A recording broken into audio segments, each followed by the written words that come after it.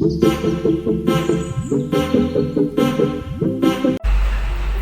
day everyone! Welcome again to my channel, and right now atong topic ambag ni sa mga tao na magkuol kung naikasuko ang laing tao nila.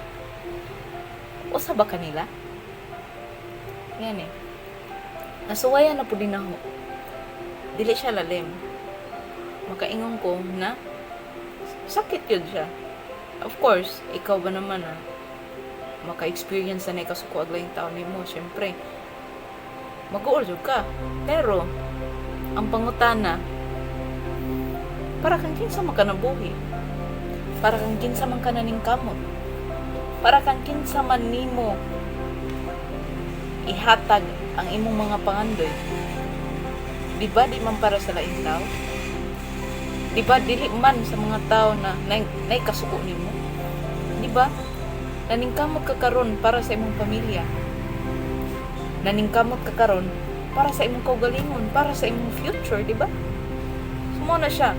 Ato ang tagaan pod ug importansya ang ato mga pangandoy.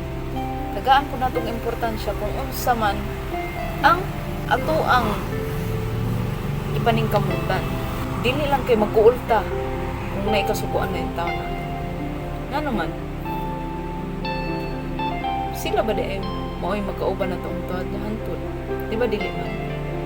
Sila ba di ay muunong nato sa mga panahon na magkalisod pa? Di ba dili man? Kung dili ang atong pamilya. Dapat imuhang hunang-hunaon, most especially kung kintahay na anak ay anak. Kinsa may motiman sa imong anak kung mawa ka, kaya nag-uol-guol ka niya pagkahuman, i-atake ka tungod sa kaguol. Di ba? Wala man. Wala ing motiman sa imong anak. Di ba? So kinahanglan kung naikasuko ang ubang tao nimo. Kung magkastorya na mo pero maora gihapon, move on. Ayaw pagstay ato na sitwasyon na. Kaya ikaw rin masakitan. Ikaw rin magkasakit. Di ba? Sumo na siya. Wa ko nang asaba ha. And karon dapat paningkamutan nato na magka-color atong kinabuhi. Dili man perfect ang kinabuhi. Relationship dili perfecto. Atong pamilya dili perfecto.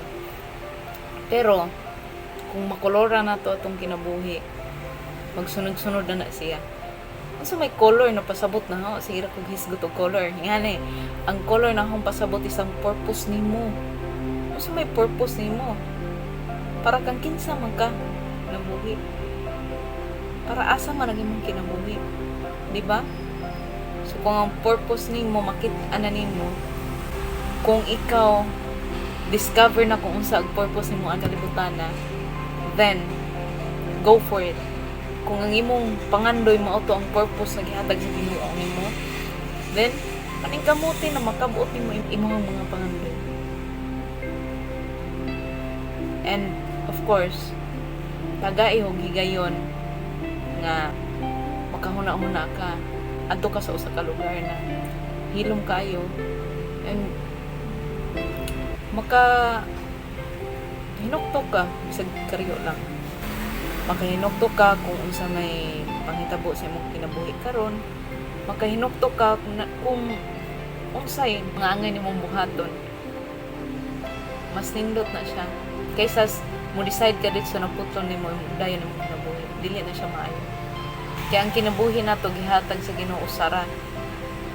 Kung ato ang ipadayon natong kinabuhi, tagaan nato og higayon na makita natong purpose, then magamit ni nato og sakto. Pero kung ato ang puton dayon natong kinabuhi, I'll tell you, magmahay ka. Dili man makita sa uban, pero ikaw mismo sa imong pagalingon, magmahay ka.